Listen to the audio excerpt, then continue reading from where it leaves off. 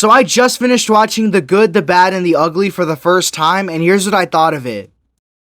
So after playing Red Dead Redemption 2, the greatest cowboy game of all time, I thought, why not watch what is considered to be one of the greatest Western films of all time, The Good, the Bad, and the Ugly. I thought this movie was amazing. I actually had so much fun watching this film. It really was just like a product of its time, when the Westerns were really, really popular. And I think I haven't seen that many other Westerns, but I think this is one of the best ones I've seen, but I haven't seen that many. But I did really enjoy this film. This film really has a lot of great things in it. There's a lot of layers to it. I like when a movie has layers to it. There's a lot of stuff in here that is the movie's filled with great cinematography, great characters. Everything about it is just great. Everything about it is just it's a perfect product of 1970s film, and I love it. It's a great, great film. The only thing about this movie that I think I would have changed is the Civil War sequence near the end of the film. There's this sequence where they have to blow up a bridge, but I feel like that whole sequence didn't feel that needed, if I'm being honest. Like, maybe they wanted to throw in like a war is bad message, or maybe they wanted to show a little more of what the Civil War could have been like. But other than like a few important things that happen here and there, I feel like they probably could have cut that part out of the movie, saved some time, saved some money, and then like reworked it, the story in another way. I just feel like that kind of just made the movie longer, and I feel like it wasn't as needed as it looked like it was, I really didn't think it was that needed, but it still works. It still works. Another thing I love about this film is that it doesn't forget to remind you things. Angel Eyes is the villain of this movie, and I love how at the beginning you see him do a lot of bad things, and it obviously shows you that he's the bad in The Good, the Bad, and the Ugly. But I like that later on when he's talking to Tuco, it almost seems like he's going to be an anti-hero, or he's actually a friend of Tuco. It seems like he's going to be a good guy. But it doesn't forget to remind you. It doesn't forget to remind you that he is the bad in This Good, the Bad, and the Ugly. He is a bad guy. It actually reminds you. Once it looks like he's going to be good, it reminds you why he's the bad. It shows him beating up Tuco and trying to get information out of him. It does such a good job at reminding you things. And I like it when we see Tuco for the first time. You think he's going to be one of those like drunk characters that just talks a lot of junk and talks smack, but he's not a good gunslinger and he has no credit behind his words, you know what I mean? But it doesn't forget to remind you that Tuco is actually a good gunslinger.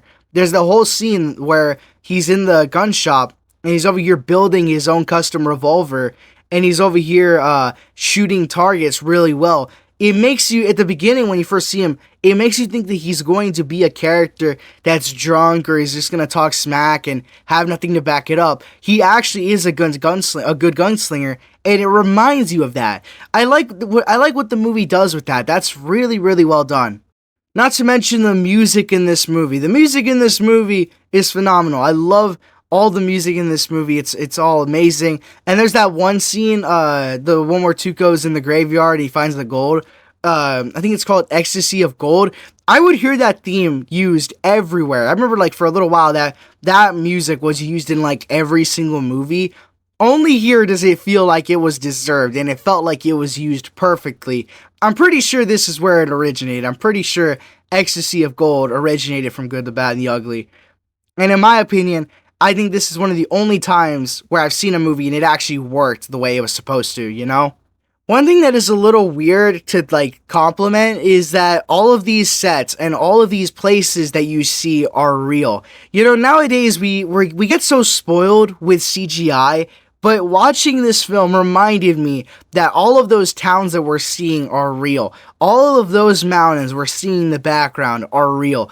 Everything in the movie was a real prop or a real place, And I'm not gonna lie, after being exposed to so much CG nowadays, I feel like watching an old film like this really does refresh. It's very refreshing. It's very refreshing to watch a film like this and say, yeah, you know what? These characters are actually in that town and they're in those mountains or they're in the desert, It actually felt very refreshing to watch something where you knew everything was real. I'm also really surprised that the dubbing in this film was really good.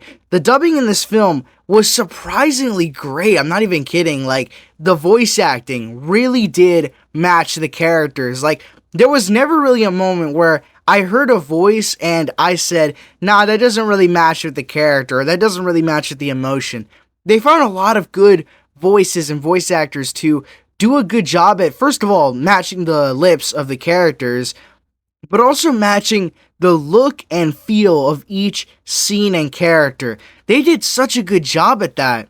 I remember for a while I was kind of like, oh wait, this is actually dubbed? I thought these were the real voices of these people. Like, you know, every single voice match and every single voice matched the characters, and every single voice was very good. Like, they all did really good for those emotional scenes, and the voice acting was like actually good. Like, whenever there was an emotional moment, I actually felt the emotion coming from the voice. It wasn't sloppy by any means. Of course, Clint Eastwood was amazing in this. He really did an awesome job playing the man with no name. He did a really good job playing this cowboy that's an anti-hero as well. He's not... I like that too. After playing Red Dead, I love seeing cowboys be anti-heroes instead of just good or bad. I love seeing a character that will do some good, but will do some bad, or he'll do some bad to do some good, you know? I love characters like that, and I think Clint Eastwood did a perfect job of playing Blondie, or the man with no name. I kind of want to know what people call him, because he is the man with no name, but I want to know, do people call him Blondie? I'm not really sure. I also saw Fistful of Dollars, and I was going to do my own review for that one, but I don't have as much to say about it, so I think I'll just include it here. I liked that movie a lot, too. I think I like The Good, the Bad, and the Ugly more than Fistful of Dollars, but the Fistful of Dollars was also amazing. I love that movie as well. A lot of good, iconic scenes in that film as well. A lot of good cinematography. Also, just overall a great film. Unfortunately, I didn't get to see for a few dollars more because they took it off of YouTube before I was able to finish watching it. Otherwise, this whole video would have been a Dollars Trilogy review, but instead it's mostly a Good, the Bad, and the Ugly review.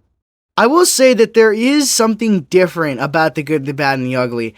There's something about watching films like The Good, the Bad, and the Ugly, Indiana Jones, and a lot of other iconic masterpieces that it just stands out. There's something about these films that when you watch them, there is a different feeling in the room. There's a different feeling when you're watching it on screen. You know, when you watch these masterpieces of cinema, there is something different about them. And it's a little hard to explain because I don't think it can be pinned down in one area. I think a masterpiece of a film needs to have amazing music, amazing cinematography, amazing actors, amazing everything. Everything has to be good. And I feel like movies like Indiana Jones, like Good, the Bad, and the Ugly, they do such a good job at that. Everything about these films are just 10 out of 10 or 9 out of 10. Just very well done, very well put together. And again, The Good, the Bad, and the Ugly and Fistful of Dollars are no different. I loved these films, really, really enjoyed them. Glad I checked them out. I'm planning on checking out more Westerns now, honestly. I really enjoyed these, and I'm planning on checking out more of them. Any Westerns y'all recommend in the comments? I'd love to know. I'm also going to try to check out it for a few dollars more whenever I can, but I don't know where I can watch it at the moment. But what do y'all think of The Good, the Bad, and the Ugly and Fistful of Dollars? Do you like these movies? Have you seen them? I would highly recommend checking them out whenever you can. These are really great films. I'm happy I checked them out. Really good, like, old 70s pure cinema, you know what I mean? Really good films. I like these movies a lot. Honestly, whenever I get the chance, I think I'll watch The Good, the Bad, and the Ugly again. I enjoyed it that much. But thank you all so much for watching. God bless you guys. If you enjoyed this video and want to see more, make sure to like and subscribe. God bless you guys. Thank you all so much for watching, and I'll see you all next time.